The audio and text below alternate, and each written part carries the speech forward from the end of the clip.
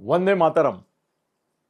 दोस्तों, मेरे मित्र श्री श्यामगिरी इनके मुद्दा भारत का इस चैनल पर मैं अनिल थत्ते आप सबका स्वागत करता हूं। आजकल जिस मुद्दे पर खलबली मची हुई है महाराष्ट्र में, हम जनरली ऐसे ही मुद्दे लेते हैं जिनके ऊपर बहुत बवाल मचा है, या तो बवाल मचाने के लिए भी कभी कभी हम नए नए मुद्दे उपस्थित करते हैं। तो अभी जिस मुद्दे पर महाराष्ट्र में बहुत सारी चर्चा हो रही है, अनुकूल प्रतिकूल दोनों तरफ से जबरदस्त हमले भी हो रहे हैं, उसका प्रतिवाद भी किया जा रहा है और प्रमुख नेतागण जो है जिनसे प्रतिक्रिया आने से हम लोग ये सोच सकते हैं या समझ सकते हैं कि वे आगे क्या होने वाला है, वो तो चुप है। मगर ये चुप्पी भी कभी कभी स्फोटक हो सकती है कि आज जो नहीं बोल रहे हैं वो कल अगर कुछ अलग निर्णय से जाएंगे। मैं सीधा बता देता हूँ आपको कि हम बात कर रहे हैं रूपाली चाकणकर, जो महाराष्ट्र महिला आयोग की अध्यक्षा है। अब ये बात कबूल करनी पड़ेगी कि महाराष्ट्र सरकार महिलाओं के प्रति लाड़की बहन इतना सारा कुछ बोलने के बावजूद पिछले कितने भी साल ये सत्ता में आके हो गए, तब से अध्यक्ष की तो नियुक्ति उन्होंने रूपाली चाकणकर के रूप में की है, और इस महाराष्ट्र सरकार को कुछ पड़ी नहीं है क्योंकि उसके मेंबर भी अपॉइंट नहीं किए हैं। क्या बोले अभी, एक तरफ बहना, हाँ, दूसरी तरफ सिंदूर। अब पता चला है कि वो 9 जून को हर एक घर में भारत के बीजेपी कार्यकर्ता जाने वाले थे और वहाँ जो औरत रहेगी उसको सिंदूर लगाने वाले थे।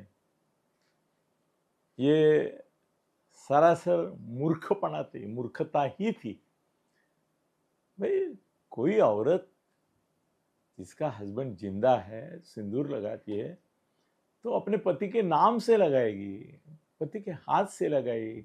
कोई एड़ा गैबरा जाता है और बोलता है सिंदूर लगाओ। तू कौन होता है सिंदूर लगाने वाला? सिंदूर लगाने का हक होता है, तुम हकदार हो क्या उसके? पागलपन ही था। मगर इतना उसका बवाल मचाया उन्होंने कि बस अभी 9 तारीख को महिलाएं दर दर खड़ी रहेगी कि भाई कौन आता है मेरे को सिंदूर लगाता है।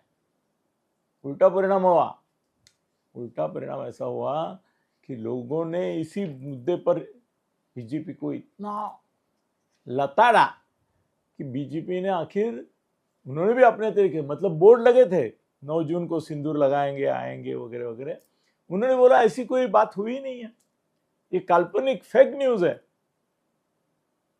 अभी विश्वास करेंगे हम, क्या करेंगे, दूसरा क्या कर भी सकते हैं। और 9 तारीख का वो सिंदूर का मामला निपट गया। अभी बहन का मामला भी आ गया, 1500 से 500 वगैरह सब, अभी सब उसकी जानकारी भी ले ली जा रही है कि भाई सरकारी नौकर तो नहीं है, गाड़ी तो नहीं है, ये तो नहीं है, तो जो करोड़ों में थे वो लाखों में आ जाएगी बहनें भी धीरे धीरे। मगर ठीक है, अभी महिला आयोग के ऊपर नियुक्त न करना मेंबर, ये भी गलत बात थी जो महाराष्ट्र सरकार ने की है, और ये दिखाता है कि उनके मन में कितनी सिंसियरिटी है। नहीं, बिल्कुल नहीं तो अपॉइंट करते थे। अरे लोग तो, महिला नेताएं लाइन लगा के बैठी थी कि हमको आना है।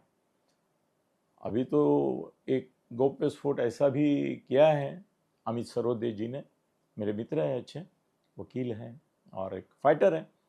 उन्होंने बोला कि मेरी बहन और पत्नी को निमंत्रण आया था, मगर वो बोले कि इसमें कंडीशन ये है कि आपको किसी पॉलिटिकल पार्टी का मेंबर होना चाहिए तभी लेंगे। ये क्या बात हुई? महिलाओं में काम करने वाली, सजग और आवाज उठाने वाली महिलाएं उसमें होनी चाहिए या पॉलिटिकल पार्टी की होनी चाहिए, ये भी अजीब चल रहा है, अजीब ही चल रहा है। अभी और एक मामला जो बहुत एकदम महाराष्ट्र में दाहक हुआ है वो है रूपाली चाकणकर का राजीनामा दो, महिला आयोग के अध्यक्ष पद से राजीनामा।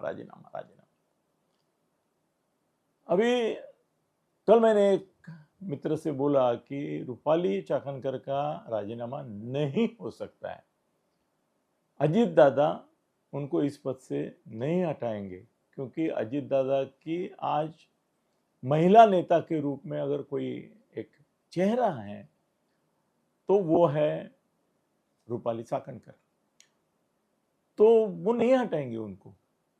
और भी कई कारण हैं, मगर इसमें से सबसे बड़ा कारण ये है। दूसरा एक है कि वो उसका सोशल मीडिया बहुत स्ट्रांग है।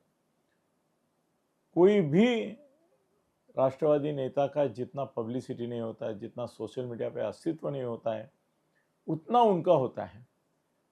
किसी फिल्म स्टार एक्ट्रेस का नहीं होता है उतना उनका प्रेजेंस सोशल मीडिया पे है।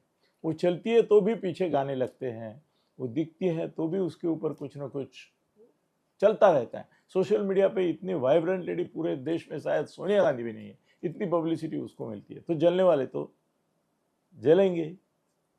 महाराष्ट्र में असल में है, मैं जो महिला आयोग मेरे नज़र के सामने आता है उसमें अगर एक 10-15 लीडिंग नेता जिनको होना चाहिए महिला आयोग पर, मैं फडणवीस जी को और एकनाथ जी को लेटर करके भी भेजूंगा कि भाई इन महिलाओं का अगर उसमें शामिल होना होता है तो रूपाली चाकणकर अध्यक्ष बनी रहे। इन लोगों को लेना चाहिए। कौन लोग हैं ये, कौन महिला नेता हैं जिनकी सिंसियरिटी के बारे में मेरे मन में कोई शक नहीं है। मैं नाम ही दे देता हूँ। फडणवीस साहब को भी आज ही लेटर लिखूंगा, एकनाथ जी को भी लेटर लिखूंगा कि भाई ये अगर होती है महिला आयोग में तो महिला आयोग की विश्वसनीयता बहुत ज़्यादा बढ़ेगी। लोग बोलेंगे हाँ ये हमारी आवाज़ है, महिलाएं बोलेगी, हमारी महिलाएं बोलेगी ये हमारी आवाज़ है। ये कौन कौन है?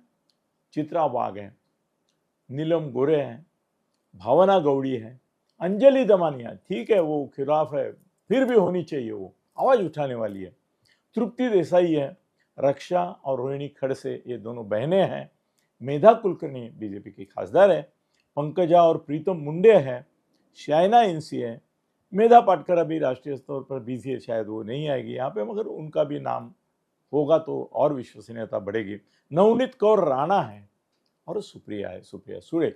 ये अगर 1 2 3 4 5 6 7 8 9 10 11 12 13 14 15 ये 15 औरतों का अगर महिला आयोग बनता है तो ये महाराष्ट्र में महिलाओं को तो न्याय मिलेगा ही, मगर कोई उंगली उठा के कुछ बोल नहीं सकेगा। अब महिला आयोग की भी कुछ कमियां खामियां निकल के आ रही है कि अभी जो मामला हुआ है वैष्णवी का, उसमें उसकी बड़ी बहू जो थी उनकी हगौने की, उन्होंने भी कंप्लेन की, उसकी कोई दखल नहीं दी गई और 43,000 पेंडिंग है जिनकी कोई दखल नहीं। ये बहुत बहुत बहुत धक्कादायक और खेदकारक बात है और इसके लिए रूपाली ताई को जिम्मेदार मैं भी एक बंधु के नाते उनको बोलूँगा कि ये गलत है। आप बोलेंगे अभी मेंबर ही नहीं है, ये नहीं, मैं इंफ्रास्ट्रक्चर जो है प्रशासक है उसका उपयोग करके आपको एक एक का निपटारा करना चाहिए था, ऐसे कैसे है? मगर फिर भी